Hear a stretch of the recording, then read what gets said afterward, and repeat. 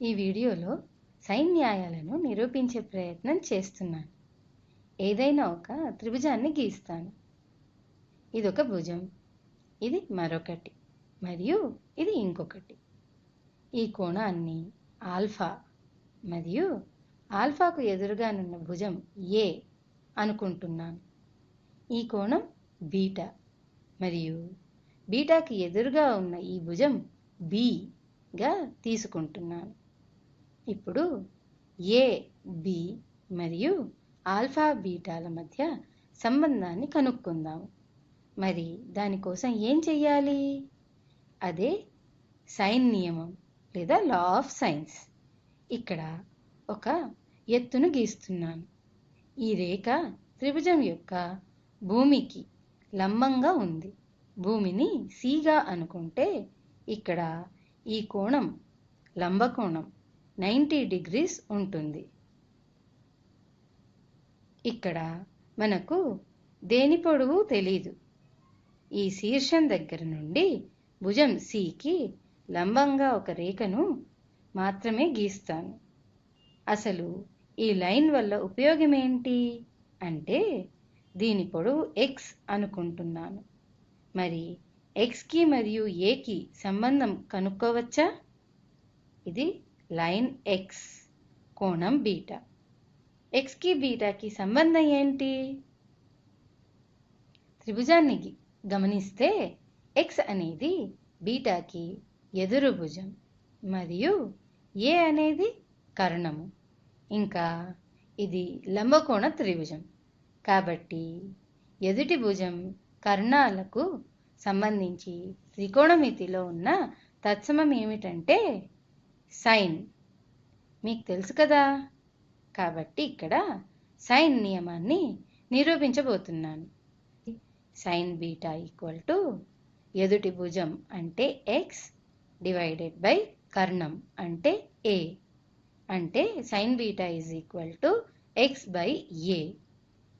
సమీకరణాన్ని ఇరువైపులా ఏ చే గుణించగా A into sine beta is equal to X వస్తుంది.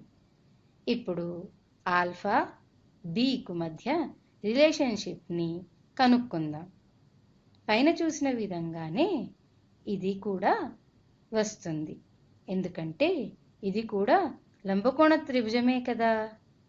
ఇక్కడ ఆల్ఫా అనేది కోణము, బి అనేది కర్ణము, ఎక్స్ అనేది ఆల్ఫాకు ఎదుటి భుజం అవుతుంది. కావున సైన్ ఆల్ఫాని ఎలా రాయవచ్చు అంటే sine alpha is equal to ఎదుటి భుజం ఎక్స్ డివైడెడ్ బై కర్ణము బి.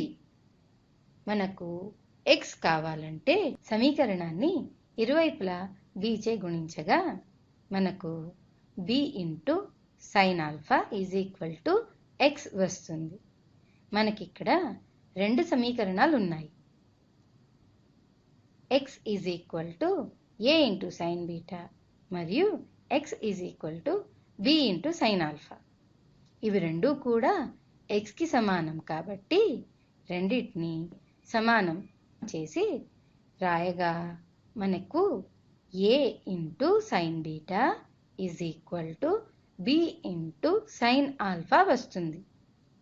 ఈ సమీకరణాన్ని ఇరువైపులా ఏ చే భాగించగా మనకు sine beta is equal to B into sine alpha divided by A వస్తుంది.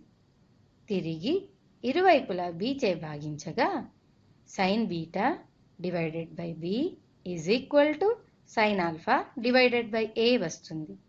ఇదే సైన్ యొక్క నియమం లేదా లా ఆఫ్ సైన్.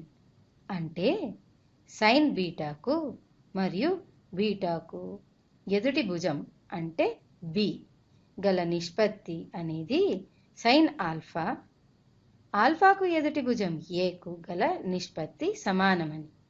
ఉదాహరణకు ఈ కోణం తీటా మరియు ఈ భుజమును సి అనుకుంటే అది పై సమీకరణానికి సమానం. అంటే sine C by theta is equal to sine beta by B is equal to sine alpha by A అవుతుంది.